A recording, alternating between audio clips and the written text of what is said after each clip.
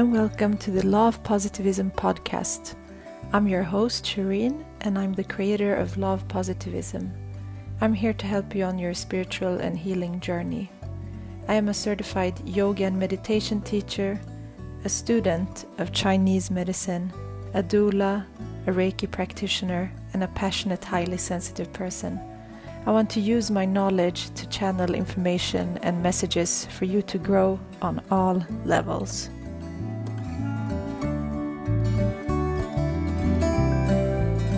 Hi, and welcome to the 5th episode of the podcast. I'm super excited to have you here, and this week is about something that I truly love, and that's yoga and meditation. And this week's guest is a friend of mine. Her name is Frida Starvid, and she's a yoga and meditation teacher. And we've known each other for a couple of years, and I've been a student of hers. And she's a yogini, she's a former architect, and she's also the co-creator of Furö Studios that she's created with her husband. And in this episode, she shares her journey from having a burnout caused by stress and being overworked, and how she left Sweden and went to an ashram in India, which really gave her amazing insights. And she spent a lot of time over there in a Sivananda Ashram, so she talks about that in the episode. And she also talks about how yoga is very personal, and the style that you choose has to fit you and your constitution. And today she's a Rocket Vinyasa Yoga teacher, which is very dynamic and fun. And she shares how she has created her own path and how her love for yoga led her to create Furö Studios together with her husband to create very high quality yoga gear. And we talk about her journey and also transitioning from being employed to having her own business. So I really, really hope that you enjoy this episode. So just enjoy. Hi, Frida. Hi, Shireen. Hi, welcome to the podcast. Thank you so much. I'm super excited to have you here today. And as usual, I just want to start by asking you how you stay mindful and present in your life. In my life, well, if you go to India and stay in an ashram, it's pretty easy. But in an everyday life, at home in the city, it's a bit harder. But I think I have spent enough time meditating, so I have like a quick way into that sort of state where I can like disconnect a little bit. And so I try to find that in, every situation where I can, where as soon as I'm not like busy actually doing something, I try to create that little space. And for me, the breath is extremely important there. So I just take a deep breath and sort of try to disconnect myself from my surroundings a little bit. And I do that like 10, 20, 50 times a day, like tiny, breaks sort of thing. So that helps. Well, that's really nice. And yeah, it's important because it's really easy to get out of the mindfulness and into something else. So it's something that we have to work on like all the time to get there. So yeah, it's about also how easy we get there with practice and time. So excited. And yes, so we've known each other for a while. You have been my yoga teacher. I've been following you on your journey, and I'm super excited for you to share more about yourself. Maybe you can tell the listeners what you do and who you are. We can start there. Okay. So my name first is Frida Starvid. And I have a background in architecture. So I never thought I'd be sitting here as a yoga teacher and talk. Actually, I used to be very sort of impossible when it came to meditating and anything sort of involving sitting still. And I was very prejudiced in my previous life, prejudiced towards everything sort of spiritual, which is weird because I've always been a person who thinks a lot and who asks, you know, the big questions about life and the universe and stuff. But for some reason, I like when someone mentioned India or yoga or meditation, I used to be like, ugh, that's just stupid stuff. But then, and I did practice yoga for the first time in the year 2000, I think. It was on the rooftop of a building in Dahab in Egypt. I was there diving when I was 19 or 20. And I just found it like so uninteresting. So I discontinued. And then only like 10 years later, I came to my first Rocket Vinyasa class, and that's when things changed a little bit in my head, because suddenly I found a type of yoga that attracted me, that worked for me. And it was not like a slow, passive yin or hatha or any of those styles, but it was a more dynamic, strong, challenging practice, which suited me really well. So I did yoga on and off for a few years. And at the same time, I studied film, and then I studied architecture, and I started working as an architect after I'd finished my degree. But still didn't really feel at home in the whole like being employed and working in an office sort of thing. So I quit my job and I started my own business and thought that would be better. But that eventually led to a major burnout. So I hit the wall, as you say, like I hit rock bottom, to be honest. I came to a point where I couldn't get out of bed. So I had to like quit all my projects, and I was not working for a little while until I realized I had to get up and do something. And that's when I went to India the first time. And by then I'd been on sleeping pills for 2 years. I had like major sleeping issues. And also I'd been like working so hard so that my mind was all like messed up. It felt like an electrical sort of circuit that had just like exploded and burnt. That's the way that my head actually felt. So when I came to India, I stayed in an ashram for 3 weeks and just like slowly got back into like sorting out my sleep patterns, sorting out my eating patterns, exercising, doing meditation and yoga every day, and like gradually getting my strength back, sort of thing. And then I spent 4 months in Asia at that time. During that time, I spent a lot of time thinking about like, do I need to go back to my old job? Do I need to live in Sweden anymore? And it was a big sort of step to get over, to realize that like I don't have to get back to architecture. Like, and it, you know, when you have worked so hard for so many years to get somewhere, and you have this idea in your mind that like this is the job that I'm going to do. So it's when you, like in my mind, I felt like I had failed.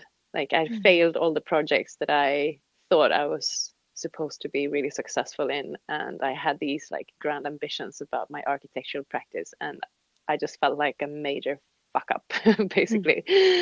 But then I think it was a really good for me to go away and to get that time that I needed to reflect and to realize that like I can actually let go of this idea that this is what I have to do. No one's gonna care. I can create my own life and I can do whatever I want, basically. And I'm the only one who can decide if it's good or not, sort of thing. So you're getting the whole story now. Yeah, I love that. Continue. Yeah. So by the end of my stay in Asia, I had decided to not go back to Sweden and not go back to architecture at all, but instead like travel to Mexico and become a yoga teacher and work as a dive instructor / yoga teacher and just live the life of my youth when I was traveling around and living on a beach. I was going to do that again, I thought.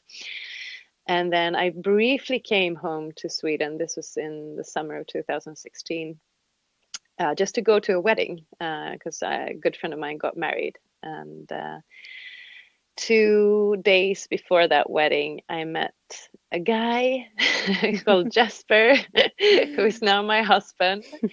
And it was a bit of like a mind fuck, because he is an architect also. He lives in Stockholm. He has 2 kids. He has an apartment in central Stockholm. We have loads of friends in common. We went to school at the same time. So it's like I suddenly found myself back right where I was convinced that I didn't want to be, which was like, oh, why would this have to happen? But I guess it's some kind of karma, the things that you try to run away from, those are the things that you need to, Face. just Yeah. sit down and find a way to handle it. And I liked Jesper enough to give it a proper chance. And here I am, like 3.5 years later. I'm in Stockholm. I have been traveling back and forth to India a bit. So I've been back a few times. I have done my teacher training as an Ashtanga and Vinyasa teacher in India. And then I've been back to work as an assistant teacher on that teacher training as well. And so I've kept going with the traveling and teaching yoga and tried to sort of find a way of living where the fact that I'm tied to Stockholm doesn't make me feel like I'm tucked inside a cage, but a life of managing to combine things in a good way. And 2 years ago almost, me and Jesper decided that we would start a business of our own also. So now we're running a brand called Furö Studios, and we're trying to combine all our interests. So my knowledge and passion for yoga, and his passion for yoga now as well. Since we have met, he started doing it as well.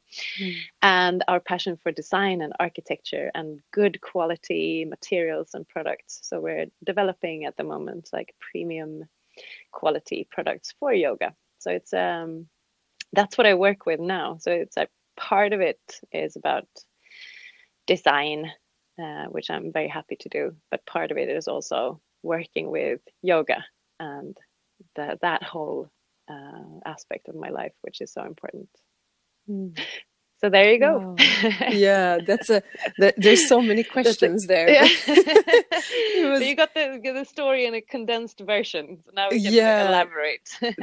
there's so much, but it's so interesting how what you describe is so clearly that the universe and everything around you asked you to make a change, because first it starts, and it's for many of us, like it starts with some type of, we need to get an epiphany, but before we get an epiphany we need to experience something different. And exactly. The different thing is not, if we're in it we can see it as a negative experience, but when we're past it we can definitely see how it benefited our lives. And just going through, like, just living the life we do, and just doing what is almost expected of us and what we expect of ourselves and think is right for us. And then we reach a point where it's like, okay, we did all of this, but it didn't bring the happiness that we truly wanted. So there's something else that we're looking for. And I think depending on which type of person you are, the thing that that experience that is needed can be different, and it needs to be different, because like I'm the kind of person who I don't expect things to come easy. I've always sort of thought that I need to work hard in order to get something. So for me, like being ambitious and driven and hardworking, that wasn't like that in itself would never have stopped me. So I think it sounds like a really shitty way to realize something, but I think that the only way for me to actually stop myself where I was to like hit rock bottom, because nothing else would have stopped me, And I had been so, I had all the signs that you can ask for that that I should have known and interpreted as maybe signs to like maybe think about like, what am I doing? You know, that I mentioned like sleeping, problems with sleeping, and like anxiety, and when your heart beats really fast, those kinds of symptoms, and like getting dizzy, and like spots in my body that were like causing pain, like all of these physical symptoms I'd had for years. It's just that I had always thought that like I'll be able to push through it, and so I think and that's the thing. In the end, it didn't work. Yeah, it's no one has like taught us that those are signs of something. No. So we've been taught and trained that we can do anything, and then we see people around us that we think are keeping it together, and they're just pushing and pushing, and then it's like being totally unaware and totally not mindful of what our body is telling us, what our heart is telling us. Because also, I think many people don't understand, but like you can feel it in your heart space when something feels good or bad. But if you live so many years and doing something that doesn't feel good, it becomes normal. It feels normal to have that anxiety and normal to not want to do something, but you push. I know. And that's scary. And it like after a few years of doing that, you can't even like sort of imagine the idea of being worth being happy, you know? Like I remember like I had no sort of no vision of myself as living like a life where I was happy and content and calm, you know? That wasn't I couldn't see that for myself in reality. That's really fucking scary. Yeah, there is. And I think just the basic stuff when that, because I had a period in my life where my sleep was really, really bad, and I was waking up like every other hour in the night, and that was from stress. But just that we needed to go through that and reach that. I think it's important because a lot of people that I connect with on Instagram are also asking about like how to get out of certain situations, feelings, emotions, and there's no other person around you that can give. Of course, support is very important, and having that support system around you in one way, but also you have that experience to get through it and to become stronger from it. So when you're in it, you have to find some hope or strength within you.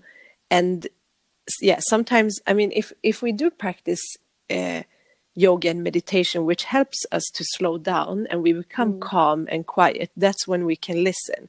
If we don't do that, then we just go on and on. Because I remember that one of the things that did help me also, I was living in Ireland at that time and working very hard, and one of the things that made me slow down was just going to, there was a Buddhist temple that was teaching Iyengar yoga, and I just started to go there without knowing what to expect. I just needed something meaningful to do. And when I started doing that, something happened in my body, which I didn't realize that it would. I knew I needed the calm and stillness, but it changed my vibration, my way of thinking. And it wasn't like I was doing it every day. It was once a week. But just that practice helped. So the meditation practice, the yoga practice, it's a science and a system for a reason. And it's been active for like so many thousands of years. I know. It's really cool. It is. It's really cool. I'm actually really interested about hearing more about your time in India as well, and the experiences you had there, and the teachers that you met that evolved you as the yogi that you are today.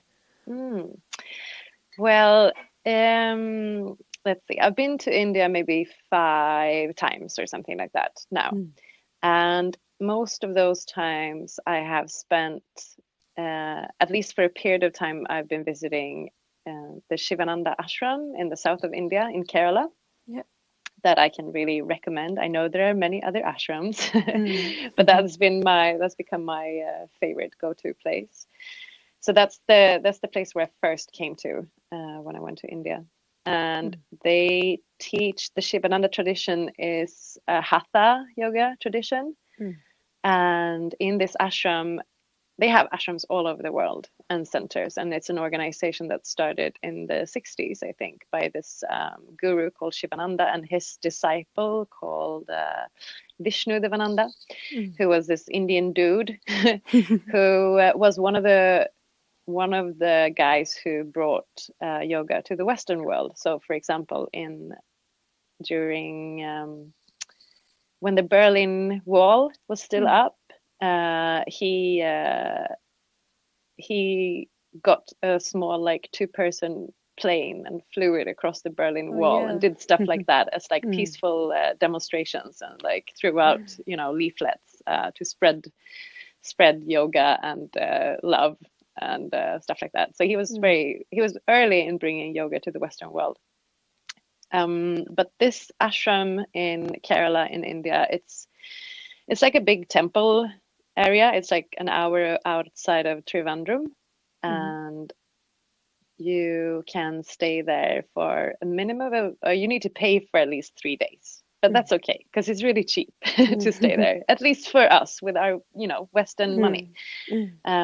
It's pretty cheap to stay there. So you sleep in really simple dorms. You can also rent your private room if you want, then it's a little bit more expensive, but normally you stay in like long corridors with lots of other people, and they have a really sort of rigid schedule. You get woken up at 5:30 in the morning every morning, and then meditation between 6 and 6:30, and then there's like a half an hour of chanting, so kirtan. And then there's like half an hour of talk. So for an hour and a half in the morning, you sit down with all the other people that are there in this big like temple space and do this practice of chanting, meditation, and philosophical talks. And then there's a bit of a snack, and then you have yoga from 8 to 9:30. So it's an hour and a half, and it's traditional Hatha yoga in the form that Sivananda teaches. And it's a very sort of disciplined type of yoga that builds a lot of technique and a lot of strength, which was really good for me coming like from having a burnout. I could really, over the course of the 3 weeks that I was there, I could really feel my body getting stronger every day. It was really amazing. And they teach it in 2 different levels. So there's the beginner level and then the intermediate level. So you can really progress from like the most sort of basic stuff to, in the end, like very advanced asanas. Asanas being obviously the physical positions. So you do yoga twice a day. You do the meditation twice a day as well. And then in between you have an hour of karma yoga, which means some sort of work that you do. It could be emptying the garbage or making food or serving food or cleaning the toilets or stuff like that. And then there's also extra philosophical talks and workshops. If you feel like you want to deepen your yoga practice, there, like, all the teachers there are available 1 hour a day to, like, get in depth into the postures. And it's interesting with Sivananda because all the teachers teach in the same way. And also they have their yoga philosophy. So every day you get a piece of the yoga philosophy, which was really interesting as well. And where I just felt like I started sort of connecting, the practice of meditation with the actual, like the talked word, or when you talk about the philosophy of yoga, it's you can learn stuff from reading in a book, yes, but that doesn't matter as long as you don't sit down and meditate. Or at least I feel integrate that way. Yeah, so that's when staying in the ashram, that's when I started to, like, integrate all these systems, like the physical body and the mental body. And what else? So I would say that, like, no specific teacher in the ashram was, like, crucial to me, but the whole system was. sort of. So I've been back to that ashram like maybe 5 times after that. Some shorter periods, some longer periods, and then there's also this one other place that's become really important. That's where I did my yoga teacher training, which was a different place in a school called Sampurna, which is located in South Goa. And I went there. The first time I was there for a month and did my teacher training. And the second time I went there, I was there for 3 months working as an assistant teacher and just like deepening my own knowledge about teaching. And they had teachers from all over the world and also a lot of philosophy there with this Indian guide called Sudhir. And he was, one of those people that in some way I can say that he in some way like changed my life a little bit. The way that he taught philosophy in a way that made it accessible and really, I don't know, practical, good, interesting. I don't know. Yeah. And that's actually when, I think it was when you came back from that teacher training, your teacher training that summer that we met. And I just found you to be so, like, I would have had no idea what you went through before that, but I just felt that you were so vibrant and energetic, and you made yoga fun, although it was very challenging because you were teaching like some arm balances, like we were really pushing ourselves. So I think it's a really, it's one thing to practice yoga yourself, but when you're facilitating and you're teaching, we go into a different mode. So we have to take ourselves out of ourselves and somehow accommodate the students that are there, and that comes with experience. Like we have to have experience, humbleness, and also a love and passion for what we're teaching. And we all teach different styles, but it's from the same root. And as you said, people gravitate towards different things. So it all depends on your constitution and what your mind and body needs. I like the mix of everything. So but you continued later on to do a niched rocket education as well. So have you been teaching for a while before doing that? Yeah, I taught for about a year, maybe a bit more, a year and a half, before I did my continuing rocket teacher training. And I had practiced rocket before, so I knew what it was, and I had found that style of yoga to be my favorite, I think. So I decided to do. I've done 2 50-hour teacher trainings in rocket. One with a Swedish teacher who's been active for a very long time, and then the second one with a guy from Puerto Rico called David Kyle. He travels around and he does teacher trainings in Europe. So I went to Barcelona and did a 1-week intensive training with him. And it was so hard, but it was so much fun. And, that whole setting as well, where you just allow yourself to like dive deep into something and just practice it every day with a really inspiring teacher and surrounded by, really intelligent and dedicated people as well. And what I like about that style of yoga is that people who do it are generally, there was, I think we were 40 people in that teacher training and maybe 60-40 women and men. So it's a good mix. It doesn't, like, sometimes I feel it hard when the gender mixture is too when it's too heavy on one side. I like mixed groups, and the people who do Rocket Vinyasa Yoga are often quite unpretentious and people who love a challenge, sort of thing. So there was a really good dynamic there. And I remember coming home from that week in Barcelona, and my forearms were like swollen and warm and like, pounding because Oh, I we've been can working so imagine. much. There's quite a lot. When you get to a certain point in Rocket, you do spend a lot of time upside down. I Mm. mean, maybe not in the first class you do, but eventually you learn how to find the strength and the technique and the core and everything to be able to do all those arm balances and inversions that you Mm. talked about. So Mm. after a while, you just want to like stand on your hands all the time.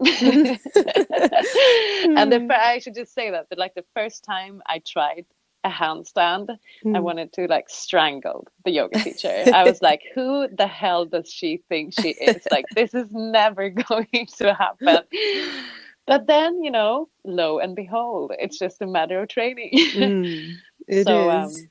yeah, repeated training, concentration, staying with the breath, finding the right technique, and just like Mm. patience, patience and Yeah. time. Yeah, And it yeah, and it takes a lot of mindfulness to do yes, those type of balances. So we can't be yeah, thinking about other stuff when we're doing no, things that are challenging, and we're working with all the energy centers and the yeah, crown chakra when we're the chakra that is the highest when we're yeah, turning upside down as well. So there's so many benefits, and yeah, people can do it in their own way. It's like we can benefit from inversions in other ways if we can't do arm balances. absolutely. So Yeah, there's so much options.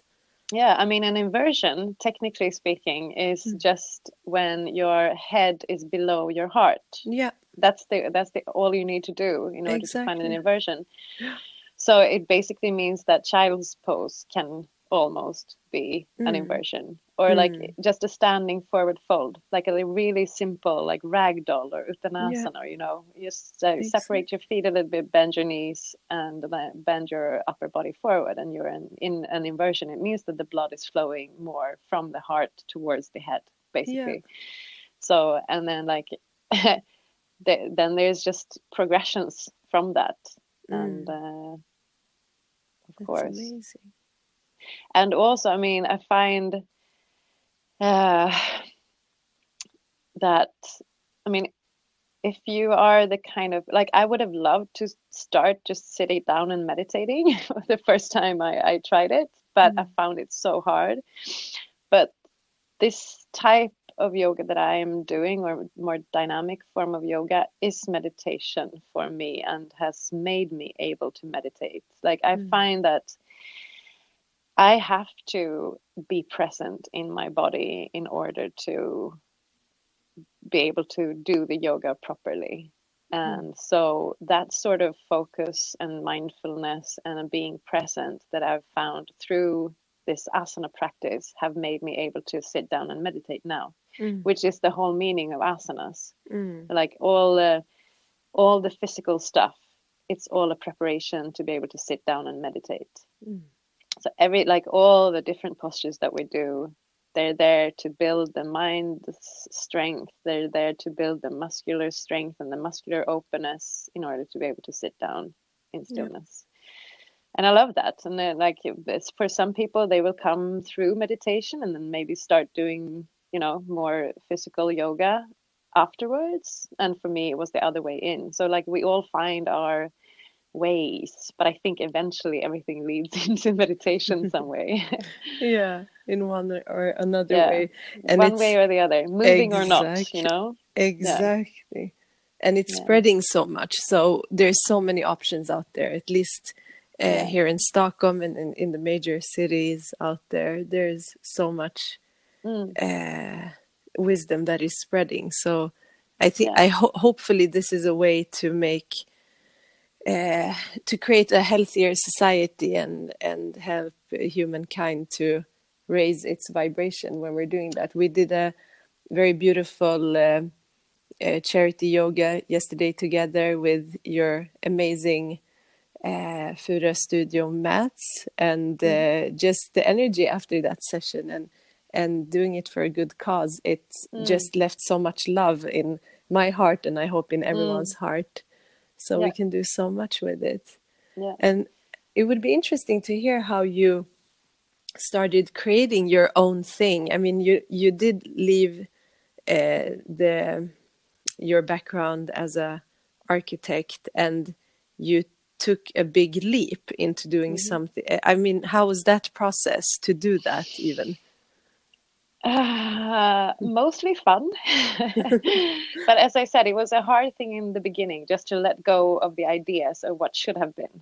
That was the hardest. And once I had done that, it was pretty easy to, because I've always been really creative. So, and for me, it's quite easy to initiate things. So to go from thought to action, I find for me is not a problem. You're Aries, right? Sorry. Yes. Aries Surprise. energy. No, but I mean, some people are the opposite. They can, they're very good at like maintaining and staying for long with things, and but are maybe not that sort of fiery. I'm the opposite. I find it easy to initiate stuff, but then previously in my life, I have been bad at like. I haven't had that much patience, basically. And what is different with this that we're doing now is, and I think it's because it's something that, I'm doing this with my husband, so it's a joint project. It's something that we both really feel passionate about ourselves. Like when you work as an architect, you always work for someone else. That's like one of the basic things with that job. And now we are working to do something to make life better for a lot of other people by providing good quality yoga things, but the whole sort of it comes from a passion within us and not from anyone else. And I think partly that has made me realize that I have a lot more patience than I thought I did before. And so I was working, like before we launched this brand, our company, I was working for a full year with like the preparation phase. I thought it would take like 3 months. It took a year to actually develop the products, to find really good manufacturers, to find the best sort of eco-friendly materials, to do the design and to do it again and to do it again. I mean, it's such a long process to find exactly the things that we wanted. And just like during that year, I could have given up so many times, because there's this kind of process where you try to develop something like that is not without problems. So there's all the time like miscommunication with manufacturers. There's like delays because things get stuck in the customs. I mean, all of these practical things that could have made me go, oh, fuck it, I can't do it anymore. Where I have, for some weird reason, found a new part of myself that's like, okay, it's a problem, I'll solve it, and then let's go on. Like we don't have time to stay and linger and talk too much about the problems. We don't have, like, life is too short to give up in a way, and so it's just it's been there. Like I've learned so much, and everything we do is like the first time we do it. When you start your own company and then you're like, oh, and there's this we need to do, and then there's the marketing, and then there's the retailers, and then there's the just importing and exporting. Like there's so many areas where we learn so much all the time, and I love that. That's it's good, and it's really, I mean, you do see sides of yourself that are both good and bad in this process. But mostly it's fun. Yeah, and just the product itself. I mean, I use the yoga mat, and it's I would say there's nothing else like it out there, because it's really, I mean, it's a combination of just amazing like material. It feels good, and also the design and everything. And how did that, like, it just like an idea is created somewhere where maybe during your time doing yoga and meditation and being in India, did you have any like visions or spiritual experiences that then led to these epiphanies and these revelations in your mind? You mean revelations that led to what we are doing now? Yeah. It was in the sense of a very sort of practical realization because when I was in India, this is the second time, not that it matters, but when I was there the second time, and Jesper, my husband, was there visiting, and I was there for a long time, so I had like brought quite a lot of stuff with me, just stuff to make me feel comfortable in a really small, simple space where I was staying. And I was working with yoga maybe like 5-7 hours a day. So I was doing that a lot, teaching and practicing. And I realized that like I was trying to surround myself with things that made me feel comfortable and at home, and things that I liked. And then I looked at my yoga mat and I was like, this doesn't make sense. Like, why do I have a shitty, crappy yoga mat with a design that I don't really like? And this is this is work. This is a work tool for me. And why can I not find a mat that? I mean, it might sound silly because it's a product, but like yoga doesn't really require that much to think about it. Like you need I mean, you can do it outside, you can do it anywhere, anytime, but it helps if you have one good thing. That's one good yoga mat kind of thing. And if you have that, you really don't need that much else. And I just found myself longing to find the perfect yoga mat that like would sort of that have all the functional qualities that I was looking for. So first of all, a mat that wouldn't let my hands and feet slip.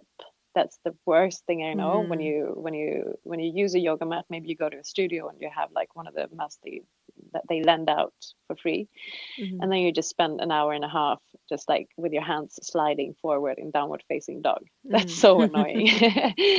And as I said, like when you do a dynamic practice where you move around a lot, you need a mat that's like lying stable on the floor. It needs to give like good cushioning for your joints, and it needs to give you a good grip for your hands and feet. And we've also made a design that will help you align your asanas, your positions a little bit. And we've taken we have a lot of inspiration coming from arts and architecture. So we've taken some of the graphic language from architectural drawings and used that in our designs. And also but I wouldn't have done it if I thought I was the only one who was lacking a good yoga mat, I also had the strong feeling of like, yoga is not something that a very small group of people is doing anymore. But it's, as you said, it's getting bigger, and it's not just getting bigger in yoga retreats in India, but it's getting bigger in people's everyday lives, and that's really important, And I think that's a key to like transforming society, is to make it accessible in people's everyday life. And I think like for where we live in a city in the Western world, we need to be able to incorporate these things into our daily routines. So yoga cannot be something where you need to take 6 months off and go to India to practice. You need to be able to do it on a daily basis, like close to where you live. And you need to like be able to carry your yoga mat to work in the morning, and then to pick up the kids at school after work, and then to the studio, and then maybe go for a beer in the evening with your friends, and then go home. So we wanted to create products that we could feel were good enough, but also designed in a way that would make us feel like, oh, we can carry this on the street without a problem, and that maybe sort of suits our taste a little bit more. I know it's just a matter of personal taste, but there are loads of colorful stuff out there, and I've never really felt comfortable surrounding myself with a lot of colors. I only wear like black and dark blue clothes, and so I felt like I needed some I'd like some stuff that would suit my style better. And the way that when we talk to people now and we have people use our products, we feel that there are many people who feel like us, like who feel like there haven't really been a product that attracts them or that they can identify with. So I don't know. It feels like we can maybe help to make yoga more popular in this way, which is just such a good thing if we can do that, you know? Yeah, that's amazing. And it's great that you're following your mission and your passion, that is yoga, and doing something creative with it. And from a perspective, like, it's not just a product, it's something that you have to make your yoga practice deeper and more fun. And yeah, it's really inspiring, I think. And I should never have done it unless I had been teaching yoga myself. I'm not driven by making money. I'm not driven by like selling a lot of products. It comes from, I teach yoga. I meet so many yogis, and I spent so much time on a mat. So it comes from, trying to make yoga practice better. Really? Sorry, I interrupted you. No, it's good. And I also wanted to ask you, just coming back to the yoga and meditation, is there one meditation practice that you prefer, that you like the most? Yeah, for me,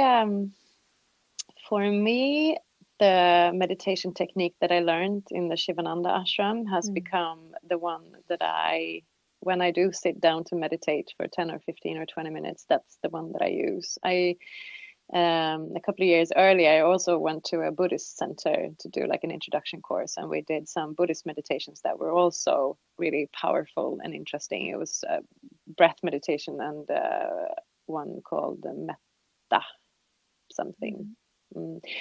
But in the end, I think it's also because I spent some more time in the Sivananda style that it became routine. So it's very easy for me to go back to. And basically, it's very simple. It's not a guided meditation. You're being led into the meditation by someone, by a guru or something, but then you spend the time sitting in silence. But to get into that sitting in silence, the introduction that you get follows 3 really basic steps. So first of all, you find a good posture. So you're sitting down and finding, heaviness down towards the earth, and also a lightness up. So you're sitting and you're active, yet you are relaxed. So finding the posture is the first thing. And once you have established your posture, you establish your breath. And you breathe with an abdominal breath. So you bring the breath all the way down into your belly. So you let your belly expand and contract as you inhale and exhale. So you establish a rhythm of your breath. That's step 2. And then step number 3 is finding your focus. And then in the Sivananda tradition, they ask you to place your attention either at the space in between your eyebrows, your third eye, or at the center of your chest. And which place you choose depends on what kind of person you are. And this is just a way, this is not sort of, you don't have to do the same your entire life. But if you see yourself as more of an intellectual person, it might be easier for you to place your attention at your third eye. And if you see yourself more as an emotional person, it might be easier to place your attention at the center of your chest. So then that's your attention. That's the third part. And once you have these 3 things established, you just sit and breathe. And every time that you lose your breath or you lose your concentration and you find your thoughts run off in different directions, you start over. So you go back to finding the posture, finding the breath, finding the focus. And then you can do that. If you sit for 20 minutes, you can do that 200 times. It doesn't matter. And then there are a few, for the focus part, they also say that if you have a mantra, you can meditate on that mantra. And if you don't have your own personal mantra, you can always use Om. But I don't tend to do that. I tend to just focus my attention on one of these physical points instead. I find that's enough. If I add on a mantra or an Om, I just get confused. So that's my favorite kind of meditation. Very simple. Thank you for sharing. What's yours? Oh, there's so many. I think I started actually when I started meditating, which was before I started practicing yoga. It was a lot of guided meditation and visualizations, and then I started using meditation like every morning just to sit and be still in the morning, and just always like coming into the breath, coming into the body, either sitting up or laying down, just becoming still and not worrying about thinking or anything like that. But I do like the also meditating up towards the third eye. So there's different. I haven't only practiced one. It depends on where I'm at, and sometimes when we are much in our head, a guided meditation can be very easy to start with, just to have someone that's directing the attention and focus. So I think but I love all types of meditation. It's so beneficial. I'm super happy about this conversation, and that we connected and that you shared your journey. It's so interesting, and I think it can inspire so many people. And is there any last thing that you would like to share with the listeners? What would that be? No, just, I don't know, but maybe just the fact that there's no one way in yoga if you talk about asana, the physical practice of yoga, because yoga is more than the asanas. Yoga is living, it's more of a life philosophy. But if you talk about, the physical practice of yoga, there are so many different styles, and neither is like the right or the wrong one. But you will probably, if you start somewhere, you will eventually find a style that suits you, or a teacher that suits you. And because a lot of it, like even if you practice the same style of yoga, if you have 3 different teachers, they're all going to be very different in how they do it. So just like try it and see where the journey takes you. I don't know. Find your way and try to, even, and this sometimes makes me a bit sad, but I feel that even like in the yoga community, there's sometimes a bit of an attitude of like looking down on other types of yoga. So maybe a vinyasa person would like say something bad about someone doing ashtanga, or and it doesn't make sense. It's so it's like double standards. Yeah. It's and the like same does it really matter what someone else is doing? Is it that that's the big part of yoga, is like focus on yourself. Don't give a shit about what how anyone else is doing their practice. It's their way, Exactly. and that so I think that's maybe find your way. That's my last words. That's lovely. And you have you teach yoga classes here in Stockholm, in different places. Maybe people can find you through Instagram and Facebook and your website, and also how to find Furö Studios and your yoga products you can share. So I don't know if we can put a link somewhere. Otherwise, on Instagram, I'm Frida Starvid, FridaStarvid. My own webpage is fridastarvid.com. Pretty simple.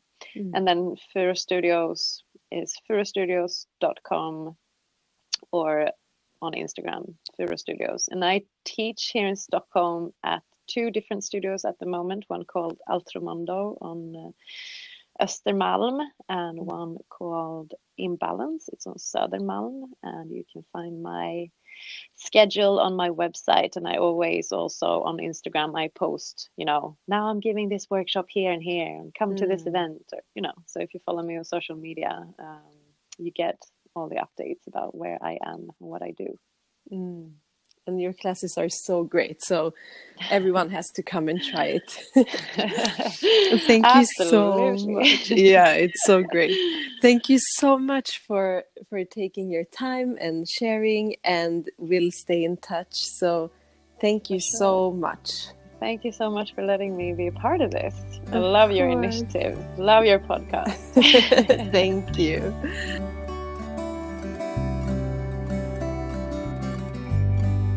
Thank you so much for listening to this episode.